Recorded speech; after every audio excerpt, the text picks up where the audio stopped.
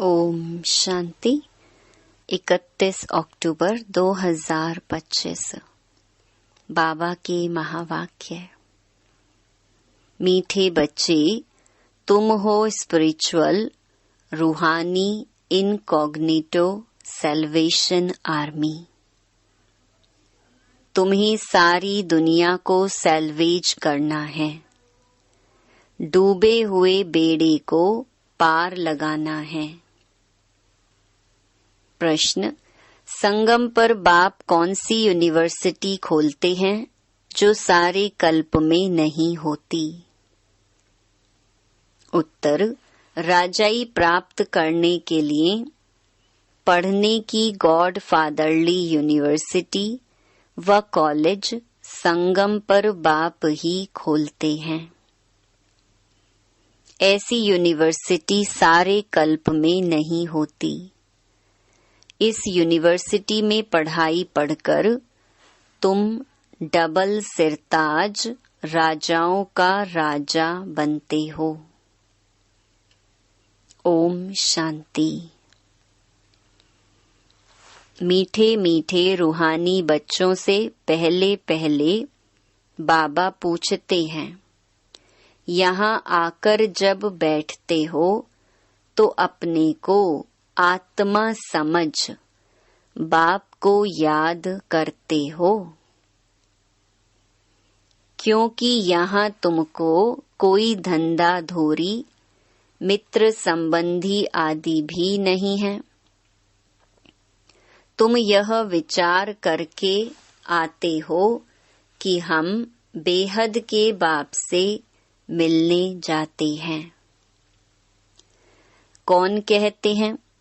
आत्मा शरीर द्वारा बोलती है। पारलौकिक बाप ने यह शरीर उधार पर लिया है, इनसे समझाते हैं। यह एक ही बार होता है जो बेहद का बाप आकर सिखलाते हैं। अपने को आत्मा समझ बाप को याद करने से तुम्हारा बेड़ा पार होगा। हरेक का बेड़ा डूबा हुआ है। जो जितना पुरुषार्थ करेंगे उतना बेड़ा पार होगा। गाते हैं ना, हे मांझी बेड़ी नैया मेरी पार लगाओ। वास्तव में हरेक को अपने पुरुषार्थ से पार जाना है। जैसे तैरना सिखलाते हैं, फिर सीख जाते हैं तो आपे ही तैरते हैं। वह सब हैं जिस्मानी बातें, यह हैं रूहानी बातें। तुम जानते हो आत्मा अभी कीचड़ के दुबन दलदल में फंस गई है। इस पर हिरण का भी मिसाल देते हैं। पानी समझ जाते हैं परंतु वह होती है कीचड़, तो उसमें फंस पड़ते हैं। कभी कभी स्टीमर्स मोटरें आदि भी कीचड़ में फंस पड़ती हैं, फिर उनको सैल्वेज करते हैं। वह सब हैं सैल्वेशन आर्मी। तुम हो रूहानी। तुम जानते हो सब माया के दुबन में बहुत फंसे हुए हैं। इनको माया का दुबन कहा जाता है। बाप आकर समझाते हैं, इनसे तुम कैसे निकल सकते हो। वह सैल्वेज करते हैं। उसमें मदद चाहिए आदमी को आदमी की। यह तो फिर आत्मा जाकर दुबन में फंसी है। बाप रास्ता बताते हैं, इनसे तुम कैसे निकल सकते हो। फिर दूसरों को भी रास्ता बता सकते हो। अपने को और दूसरों को रास्ता बताना है कि तुम्हारी नैया इस विषय सागर से क्षीर सागर में कैसे जाए। सतयुग को कहते हैं क्षीर सागर, अर्थात सुख का सागर। यह है दुख का सागर। रावण दुख के सागर में डुबोते हैं। बाप आकर सुख के सागर में ले जाते हैं। तुमको रूहानी सैल्वेशन आर्मी कहा जाता है। तुम श्रीमत पर सबको रास्ता बताते हो, हरेक को समझाते हो। 2 बाप हैं, एक हद का, दूसरा बेहद का। लौकिक बाप होते हुए भी सब पारलौकिक बाप को याद करते हैं, परंतु उनको जानते बिल्कुल नहीं है। बाबा कोई ग्लानि नहीं करते हैं, परंतु ड्रामा का राज समझाते हैं। यह भी समझाने के लिए ही कहते हैं कि इस समय सभी मनुष्य मात्र 5 विकारों रूपी दलदल में फंसे हुए आसुरी संप्रदाय हैं। दैवी संप्रदाय को आसुरी संप्रदाय जाकर नमन करते हैं, क्योंकि वह संपूर्ण निर्विकारी हैं। सन्यासियों को नमन करते हैं, वह भी घर बार छोड़कर जाते हैं, पवित्र रहते हैं। इन सन्यासियों और देवताओं में रात दिन का फर्क है। देवताओं का तो जन्म भी योग बल से होता है। इन बातों को कोई जानते नहीं। सब कहते हैं ईश्वर की गति मत न्यारी, ईश्वर का अंत नहीं पा सकते। सिर्फ ईश्वर व भगवान कहने से इतना लव नहीं आता है। सबसे अच्छा अक्षर है बाप। मनुष्य बेहद के बाप को नहीं जानते तो जैसे ऑर्फन है। मैगजीन में भी निकाला है मनुष्य क्या कहते और भगवान क्या कहते हैं। बाप कोई गाली नहीं देते हैं, बच्चों को समझाते हैं, क्योंकि बाप तो सबको जानते हैं ना। समझाने लिए कहते हैं इनमें आसुरी गुण हैं, आपस में लड़ते रहते हैं। यहाँ तो लड़ने की दरकार नहीं है। वह हैं कौरव अर्थात आसुरी संप्रदाय। यह है दैवी संप्रदाय। बाप समझाते हैं मनुष्य को मुक्ति व जीवन मुक्ति के लिए राजयोग सिखलाएं, यह हो नहीं सकता। इस समय बाप ही तुम आत्माओं को सिखला रहे हैं। देह अभिमान देही अभिमानी में फर्क देखो कितना है। देह अभिमान से तुम गिरते आए हो। बाप एक ही बार आकर तुमको देही अभिमानी बनाते हैं। ऐसे नहीं कि तुम सतयुग में देह से संबंध नहीं रखेंगे। वहाँ यह ज्ञान नहीं रहता कि मैं आत्मा परमपिता परमात्मा की संतान हूँ। यह ज्ञान अभी ही तुमको मिलता है जो प्रलोप हो जाता है। तुम ही श्रीमत पर चल प्रालब्ध पाते हो। बाप आते ही हैं राजयोग सिखलाने। ऐसी पढ़ाई और कोई होती नहीं। डबल सिरताज राजाएं सतयुग में होते हैं, फिर सिंगल ताज वालों की राजाई भी है। अभी वह राजाई नहीं रही है।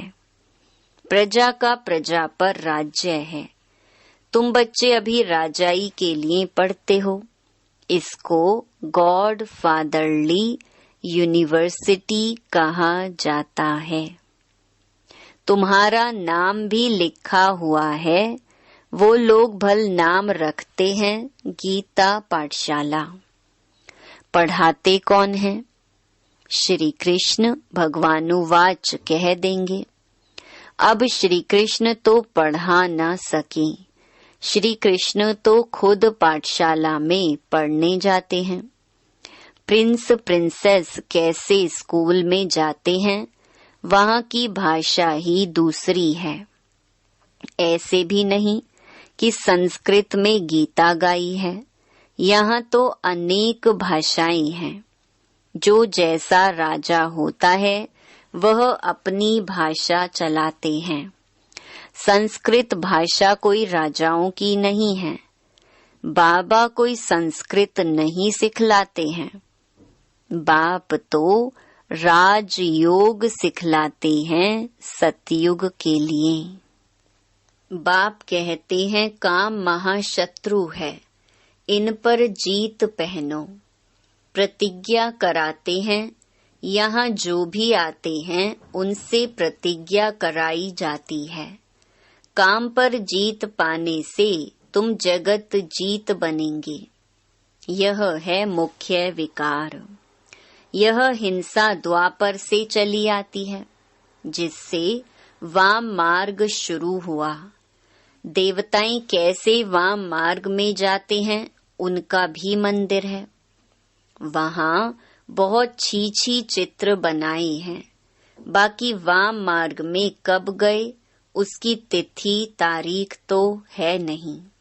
सिद्ध होता है काम चिता पर बैठने से काले बनते हैं, परंतु नाम रूप तो बदल जाता है ना।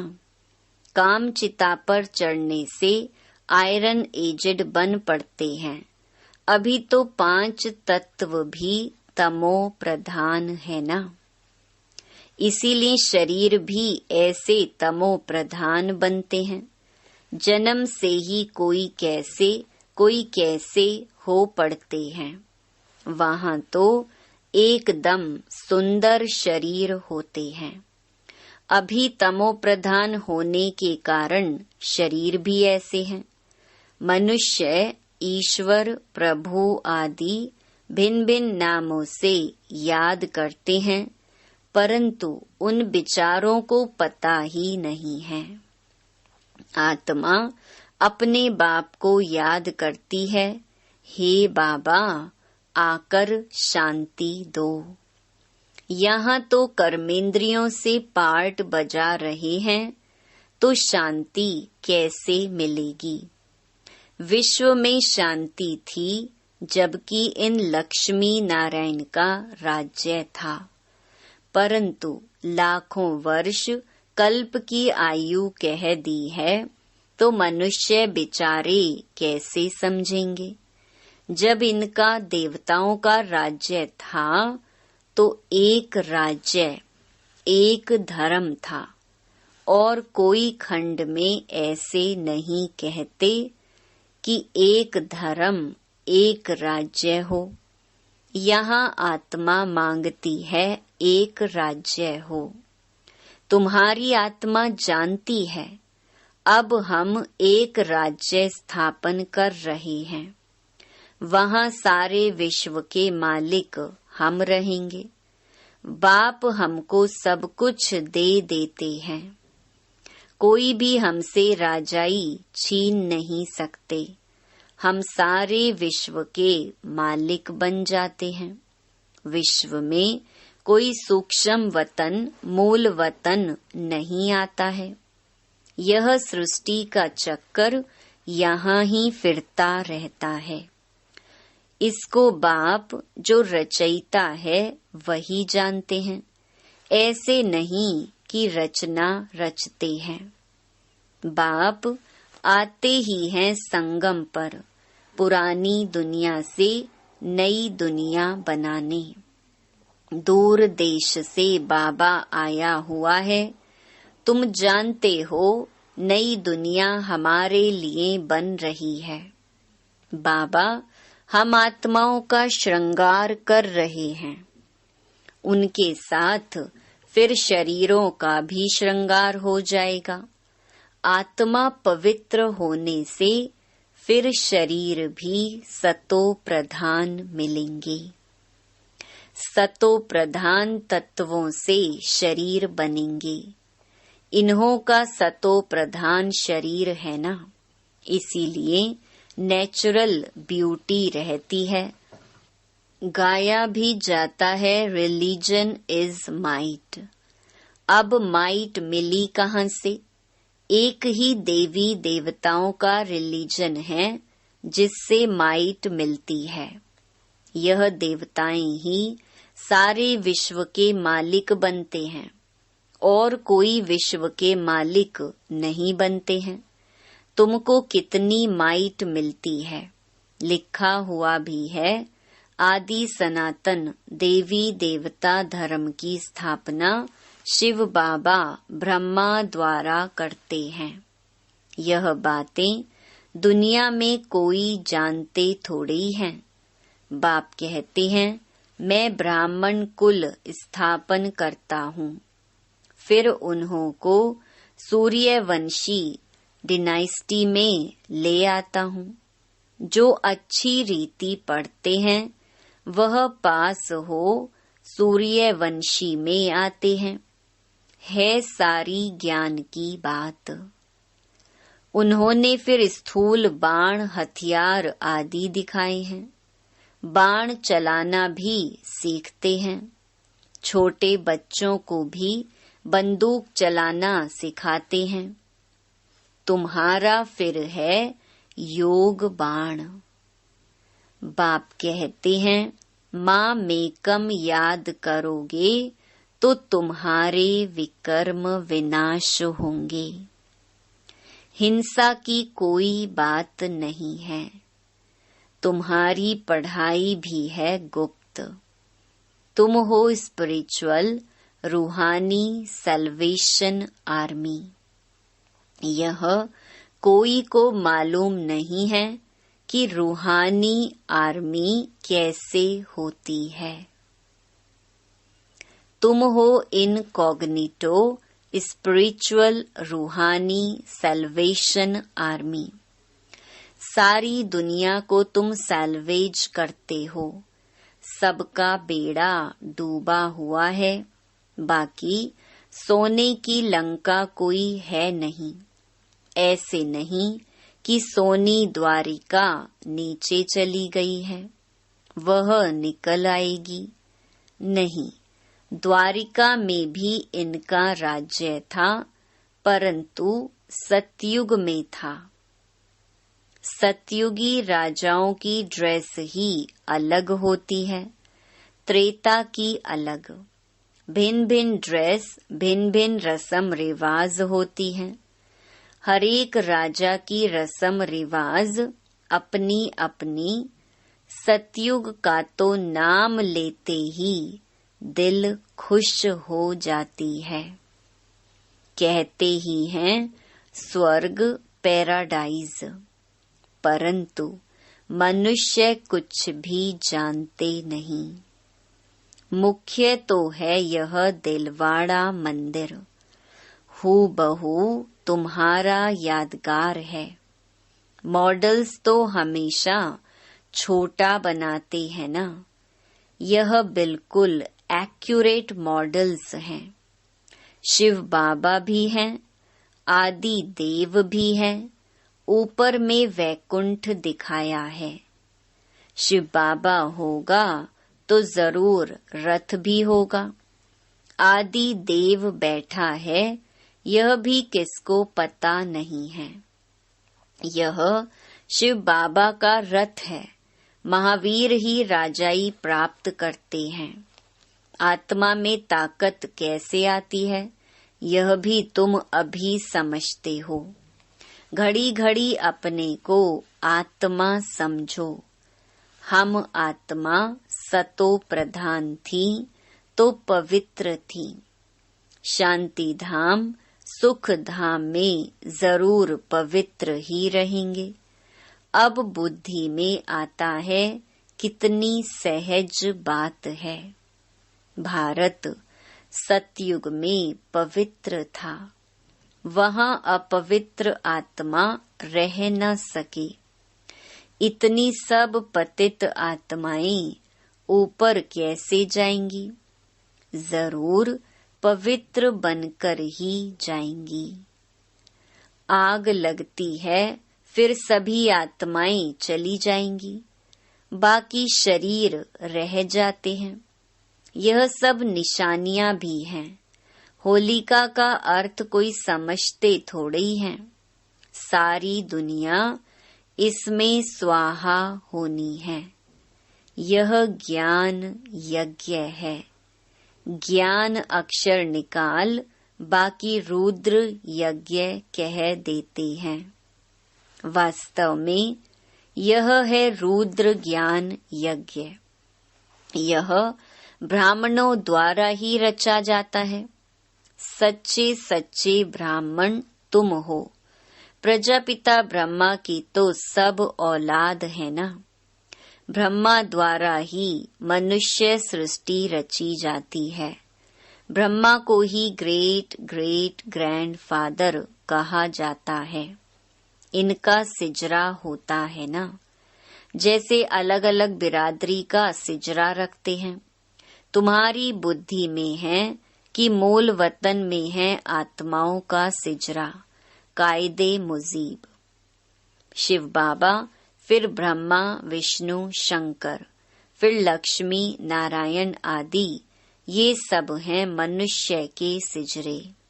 अच्छा, मीठे मीठे सिकिलधे बच्चों प्रति माता पिता बाप दादा का याद प्यार और गुड मॉर्निंग। रूहानी बाप की रूहानी बच्चों को नमस्ते। धारणा के लिए मुख्य सार। पहला, रूहानी सेल्वेशन आर्मी बन स्वयं को और सर्व को सही रास्ता बताना है। सारी दुनिया को विषय सागर से सैल्वेज करने के लिए बाप का पूरा पूरा मददगार बनना है। दूसरा, ज्ञान योग से पवित्र बन आत्मा का श्रृंगार करना है, शरीरों का नहीं। आत्मा के पवित्र बनने से शरीर का श्रृंगार स्वतः हो जाएगा। वरदान, किनारा करने के बजाय हर पल बाप का सहारा अनुभव करने वाले निश्चय बुद्धि विजयी भव। विजयी भव की वरदानी आत्मा हर पल स्वयं को सहारे के नीचे अनुभव करती है। उनके मन में संकल्प मात्र भी बेसहारे व अकेलेपन का अनुभव नहीं होता। कभी उदासी या अल्पकाल के हद का वैराग्य नहीं आता। वे कभी किसी कार्य से, समस्या से, व्यक्ति से किनारा नहीं करते, लेकिन हर कर्म करते हुए, सामना करते हुए, सहयोगी बनते हुए बेहद की वैराग्य वृत्ति में रहते हैं।